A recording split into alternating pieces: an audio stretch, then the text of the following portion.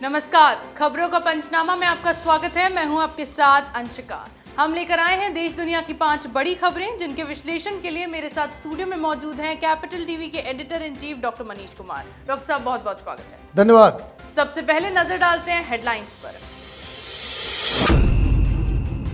मानहानि केस में सूरत कोर्ट के फैसले को चुनौती देंगे राहुल। सेशन कोर्ट में दायर करेंगे याचिका। अदालत ने 30 दिन का दिया था समय। शराब नीति घोटाला मामले में बीजेपी ने केजरीवाल को घेरा। प्रेस कॉन्फ्रेंस कर कहा, दिल्ली के सीएम भ्रष्टाचार में लिप्त। सिसोदिया को बताया घोटाले का मास्टरमाइंड। सांप्रदायिक हिंसा की आग में झुलस रहा बिहार। सासाराम में बम ब्लास्ट। बिहार शरीफ में फायरिंग के बाद लगाया गया कर्फ्यू। 6 लोग घायल। उद्धव ठाकरे के बाद शरद पवार ने दिया कांग्रेस को बड़ा झटका। सावरकर को बताया महान। पहले राहुल को दी थी मामले में चुप रहने की सलाह। लोकसभा चुनाव से पहले मोदी सरकार का बड़ा कदम। जनता तक पहुंच बनाने के लिए शुरू किया अभियान। गांव-गांव में प्रधानमंत्री बीमा योजना को लेकर लोगों को किया जाएगा जागरूक।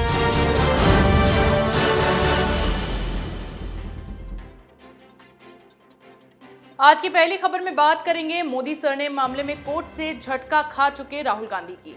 पिछले दिनों राहुल गांधी को सीजेएम कोर्ट ने मोदी सरनेम मानहानि केस में 2 साल की सजा सुनाई थी। इस सजा को कोर्ट में चुनौती देने के लिए राहुल को 1 महीने का समय भी दिया गया था, जिसके बाद अब 3 अप्रैल को राहुल गांधी सूरत पहुंचेंगे। यहां वो मोदी सरनेम मानहानि मामले में 2 साल की सजा के खिलाफ सूरत कोर्ट में याचिका दाखिल करेंगे। जानकारी के अनुसार सीजेएम कोर्ट के फैसले को चुनौती देने के लिए सभी तैयारियां पूरी कर ली गई हैं। सेशन कोर्ट में अर्जी दाखिल करने के वक्त राहुल गांधी खुद भी वहां मौजूद रहेंगे। डॉक्टर साहब, राहुल गांधी ने आखिरकार कोर्ट में उनकी सजा के खिलाफ अपील करने का फैसला किया। जो काम सूरत कोर्ट के फैसले के 4 घंटे के बाद किया जा सकता था, इतना दिन बिताने के बाद राहुल गांधी फिर से माफी मांगने को तैयार हो गए। जो सवाल सूरत के कोर्ट के जज साहब ने पूछा था, मौका दिया था कि आप रिग्रेट करते हैं, आप कह दीजिए कि भाई आपको मोदी समुदाय के खिलाफ हमने ये बयान नहीं दिया, या भावावेश में आकर के मैंने दे दिया, मुझे किसी की भावना को आहत करने का कोई ये नहीं था। तो फिर यही बात फिर इनको करना पड़ेगा, माफी मांगनी पड़ेगी, रिग्रेट दिखाना होगा, कहना पड़ेगा कि वो मोदी समुदाय के खिलाफ कोई उनकी भावना को आहत करने का उनका इरादा नहीं था। अब क्यों वापस उस जगह पे गए? क्योंकि राहुल गांधी इस मसले को एक हथियार की तरह उस पर राजनीति करना चाह रहे थे, लेकिन न संगठन खड़ा हुआ, न लोग साथ आए, न कार्यकर्ता सड़कों पे उतरे, न ही इन्हें विपक्ष की पार्टियों का साथ मिला। चारों तरफ से हताश हो गए। तो जो काम सही था, जो काम पहले करना था, तो आप आज कर रहे हो। मतलब ये कि जो एक कानूनी लीगल प्रोसेस था, उसके बजाय आपने हिंदुस्तान की राजनीति को उस राह पे झोंक दिया कि जिसमें पूरी दुनिया में हिंदुस्तान की बदनामी हुई। जर्मनी बोला, यूएस की तरफ से बोला गया। ये काम अगले दिन ही कर दिए होते तो हिंदुस्तान कम से कम इस एम्बैरेसमेंट से बच गया होता। लेकिन राहुल गांधी इतनी दूर तक सोच तो पाते नहीं हैं। उनको लगता है कि प्रधानमंत्री मोदी को कैसे नीचा दिखाया जाए, कैसे हिंदुस्तान को बदनाम किया जाए ताकि उनकी राजनीति चमक उठे। इसको कहते हैं कि चौबे गए छब्बे बनने और बन के आए दुब्बे। जी बिल्कुल, राहुल गांधी को पहले ही कोर्ट ने सजा से राहत के लिए 30 दिन का समय दिया था, जिसके बाद लोकसभा सदस्यता रद्द किए जाने पर उठे भारी बवाल के बाद अब राहुल कोर्ट के इस फैसले को चुनौती देने वाले हैं। वहीं दिल्ली शराब नीति घोटाला मामले में एक तरफ मनीष सिसोदिया जेल से बाहर नहीं आ पा रहे, कोर्ट में उनकी याचिका पर सुनवाई के दौरान आम आदमी पार्टी के वरिष्ठ नेता को इस घोटाले का मास्टरमाइंड बताया गया है। ऐसे में अब बीजेपी ने केजरीवाल के खिलाफ मोर्चा खोल दिया है।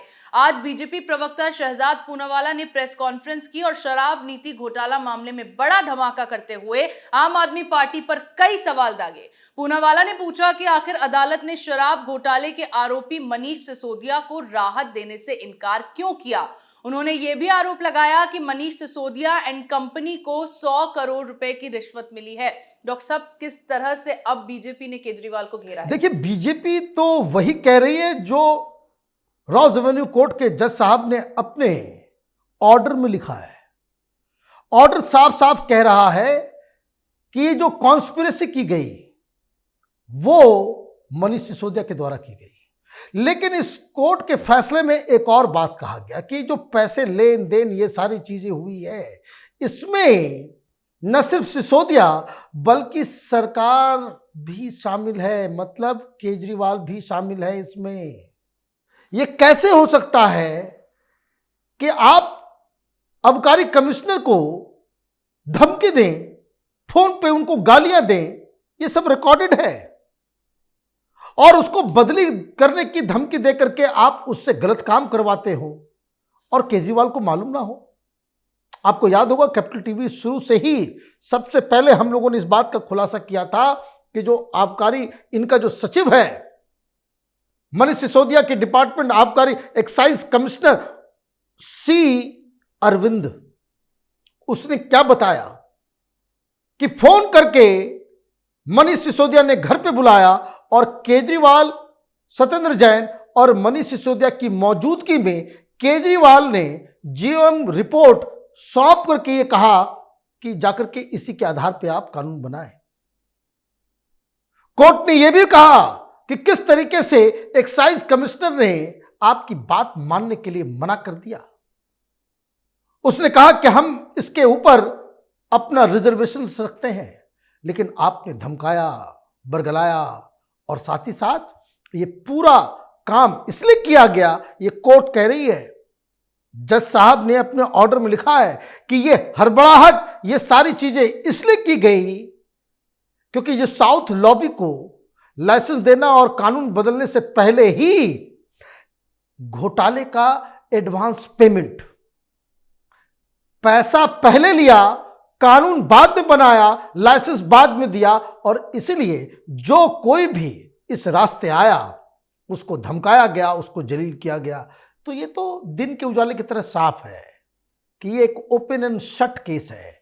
केजरीवाल इतने दिनों तक लोगों को बेवकूफ बनाता आया कि कुछ नहीं मिला जी, कुछ नहीं मिला, कुछ नहीं मिला, सब कुछ मिल गया है, और इतना सफिशिएंट एविडेंस आ गया है जिसके आधार पे जो बीजेपी दावा कर रही है वो गलत नहीं है कि अगला नंबर केजरीवाल का लगने वाला है। जी बिल्कुल, केजरीवाल के पापों का घड़ा अब भरने वाला है, क्योंकि धीरे धीरे इस शराब नीति घोटाले का पूरा चिट्ठा खुलता जा रहा है, जिससे अब जांच की आंच केजरीवाल तक पहुंचने की आशंका जताई जाने लगी है। आगे बात करते हैं सांप्रदायिक हिंसा की आग में दहल रहे बिहार की। रामनवमी के दिन भड़की सांप्रदायिक हिंसा से राज्य में दहशत का माहौल बना हुआ है। सासाराम में बिगड़ते हालातों के बीच हुए बम ब्लास्ट से हड़कंप मच गया है। करीब 5 से 6 लोग इस धमाके में घायल हुए हैं। वहीं नालंदा में हालात गंभीर बने हुए हैं। बिहार शरीफ में एक बार फिर स्थिति बिगड़ने के बाद इलाके में कर्फ्यू लगाते हुए इंटरनेट बंद कर दिया गया है। ऐसे में सूबे के हालात को लेकर गृह मंत्री अमित शाह ने बिहार के गवर्नर राजेंद्र अर्लेकर से बातचीत की है। इसके अलावा 10 पैरामिलिट्री की कंपनियों को बिहार भेजा गया है। वहीं बंगाल में भड़की हिंसा के बाद राज्य की सियासत भी गरमाई हुई है। डॉक्टर साहब, किस तरह से केंद्र सरकार अब एक्शन मोड में आई है और बिहार के हालातों को कंट्रोल किया जा रहा है? देखिए, केंद्र को तो स्टेप इन करना पड़ेगा। ये प्राइस है हिंदुस्तान में तथा कथित सेकुलर पॉलिटिक्स का, लोगों की जाने जा रही है। और मैं बता दूं आपको, जो जानकारी बिहार शरीफ से आ रही है वो दहलाने वाली है। हिंदू संगठनों को वहां जाकर के कुछ काम करना पड़ेगा, लोगों के बीच जाकर, अन्यथा जो खबरें आएंगी देश यकीन नहीं कर पाएगा। और ये सारा चीज इसलिए हो रहा है क्योंकि वहां पे सेकुलर गवर्नमेंट बन गई है। अब देखिए, नीतीश कुमार राजनीति शुरू कर चुके, सारा ठीक रहा, हिंदुओं के ऊपर फोड़ा जाएगा। वो अब ये कह रहे हैं कि जब बीजेपी सरकार में थी तब ये नहीं हो रहा था, अब बीजेपी सरकार में नहीं है तो ये सारी चीजें हो रही है। वो इसलिए हो रही है क्योंकि जब आप सेकुलर गवर्नमेंट चलाते हो तो कुछ समुदाय विशेष के लोगों का मन बढ़ जाता है। इस देश में क्या रामनवमी के दिन कोई जुलूस निकालना, शोभा यात्रा निकालना, यह कब से एक जुर्म हो गया है। नीतीश कुमार को बताना पड़ेगा और पुलिस को भी बताना पड़ेगा कि बेगूसराय में आपने सारे डीजे के जो जितना भी लाउड स्पीकर वगैरह होता है, साउंड बॉक्स वगैरह, आपने क्यों जब्त कर लिए। रमजान और रामनवमी अगर एक साथ हम लोग नहीं मना सकते तो फिर ये ढकोसला गंगा जमुना तहजीब और सेकुलरिज्म का ये क्यों पाल करके हम रखे हुए हैं। जिन लोगों ने अपराध किया है, जो लोग हिंसा के पीछे हैं, उनको कड़ी से कड़ी सजा मिलनी चाहिए। और अगर सरकार उन्हें सजा नहीं दे सकती है, उन्हें नहीं पकड़ सकती है, तो बिहार के लोगों को अपना माथा पीटना चाहिए कि किस तरह के नकारे लोगों को आप वोट देते हैं। जी बिल्कुल, बिहार में बिगड़ते हालातों से नीतीश कुमार के कानून व्यवस्था की पोल खुलने के बाद केंद्र सरकार हरकत में आई है और स्थिति को काबू करने के लिए वहां फोर्स भेजी गई है। आगे बात करते हैं राहुल गांधी की सावरकर पर टिप्पणी के बाद से महाराष्ट्र में छिड़े विवाद की। बीजेपी राहुल गांधी पर बार बार सावरकर का अपमान करने का आरोप लगा रही है। वहीं इसको लेकर महाविकास अघाड़ी में भी आपसी विवाद शुरू हो गया था, जिसके बाद एनसीपी सुप्रीमो शरद पवार ने मध्यस्थता करते हुए राहुल गांधी को चुप रहने की सलाह दी थी। इस बीच शरद पवार ने राहुल गांधी से अलग राय देते हुए कहा है कि सावरकर के देश के स्वतंत्रता संग्राम के लिए बलिदान को कोई भी नजरअंदाज नहीं कर सकता है, लेकिन उनके बारे में असहमति को आज एक राष्ट्रीय मुद्दा नहीं बनाया जा सकता, क्योंकि ध्यान केंद्रित करने के लिए कई अहम मुद्दे हैं। डॉक्टर साहब, क्या शरद पवार भी अब कांग्रेस से दूरी बनाते दिख रहे हैं? देखिए, सबकी मजबूरी है। जो बात गलत है वो तो गलत होगी ही। आप कितना भी आप मीडिया मैनेज करके लोगों के दिमाग को आप बदल नहीं सकते। दिक्कत क्या है, शरद पवार को कहां चुभ रहा है, उद्धव ठाकरे को कहां चुभ रहा है। आज एकनाथ शिंदे महाराष्ट्र के सीएम, उन्होंने सावरकर के समर्थन में रैली की और भीड़ उमड़ी है। उससे हाहाकार मचा हुआ है कांग्रेसियों के बीच और ये तथाकथित एमवीए के बीच। तो बयान तो देना ही पड़ेगा, क्योंकि वो चतुर राजनेता हैं। उनको समझ में आ रहा है कि ये सावरकर को गाली देना कांग्रेस पार्टी के द्वारा ये एमवीए का खात्मा हो सकता है महाराष्ट्र के अंदर। तो पहली चीज ये। दूसरी चीज, जब राहुल गांधी ने कहा कि हम सावरकर नहीं गांधी हैं, हम माफी नहीं मांगते, तो उद्धव ठाकरे को समझ में आ गया कि ये तो राहुल गांधी की वजह से वो कहीं का नहीं रहेंगे। सामने बीएमसी का चुनाव है, असेंबली का इलेक्शन है, 2024 भी दरवाजा खटखटा रहा है। तो ऐसे में वो तो कहीं के नहीं रहेंगे। शरद पवार ने मध्यस्थता की, बातचीत की, लेकिन चूंकि सर से पानी ऊपर बह रहा है, इसलिए शरद पवार को यह कहना पड़ा कि राहुल गांधी को सावरकर के ऊपर बयान नहीं देना चाहिए। ये मत भूलिए, सावरकर को महाराष्ट्र के जो स्कूल की किताबें हैं महाराष्ट्र सरकार के द्वारा, ये कांग्रेस के जमाने तय की गई कोर्स और वो किताबें लिखी गई, उसमें भी सावरकर को वीर सावरकर कहा जाता है। ये कांग्रेस सरकार ने किया। लेकिन राहुल गांधी तो वामपंथियों के चक्कर में फंसे हुए हैं। वामपंथियों के इशारे पे ये नाचते हैं, उनके हाथों की कठपुतली बन गए। तो उनको ये बताना जरूरी था कि आप सावरकर के ऊपर संभल के बयान दें। लेकिन दिक्कत क्या है, इस सारी चीजों का लब्बलुभाव क्या है कि जो तमाम विपक्ष की पार्टियां हैं, एक एक करके अपना विरोध दिखा दिखाकर एक बात वो कांग्रेस पार्टी तक पहुंचाना चाहते हैं कि उन्हें राहुल गांधी के नेतृत्व के ऊपर भरोसा बिल्कुल नहीं है। जी बिल्कुल, पहले तो शरद पवार ने राहुल को चुप रहने की सलाह दी और अब सावरकर को महान बताकर कांग्रेस को एक कदम अलग थलग कर दिया। आखिरी खबर में बात करेंगे भारत की जनता को मिली मोदी सरकार की सौगात की। 2024 में सत्ता में वापसी के लिए बीजेपी ने अपनी कमर कस ली है। चुनाव से पहले मोदी सरकार ने लोगों के बीच संपर्क बढ़ाने और गांव-गांव तक पहुंच बनाने की तैयारियां शुरू की हैं। इसके लिए वित्त मंत्रालय की ओर से खास प्रचार अभियान शुरू किया गया है, जिसके तहत मोदी सरकार आने वाले 3 महीनों में ग्राम पंचायत के स्तर पर लोगों के बीच प्रधानमंत्री जीवन ज्योति बीमा योजना और प्रधानमंत्री सुरक्षा बीमा योजना के बारे में जागरूकता फैलाएगी। मोदी सरकार की इन 2 योजनाओं से लोगों को बेहद कम प्रीमियम पर 2 लाख रुपए का जीवन बीमा और 2 लाख रुपए का दुर्घटना बीमा मिलता है, जिसकी जानकारी सरकार गांव-गांव में लोगों तक पहुंचाने वाली है। डॉक्टर साहब, किस तरह से सरकार इस अभियान के तहत काम करेगी? देखिए, पूरा विपक्ष कोई सुप्रीम कोर्ट गया हुआ है कि सीबीआई और ईडी के प्रभाव से, उनके प्रकोप से हमें बचाएं।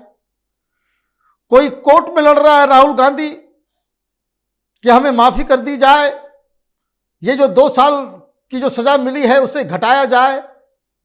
तो कोई कुछ और में लगा हुआ है, कोई डिग्री मांग रहा है, तो कोई कुछ में फंसा हुआ है।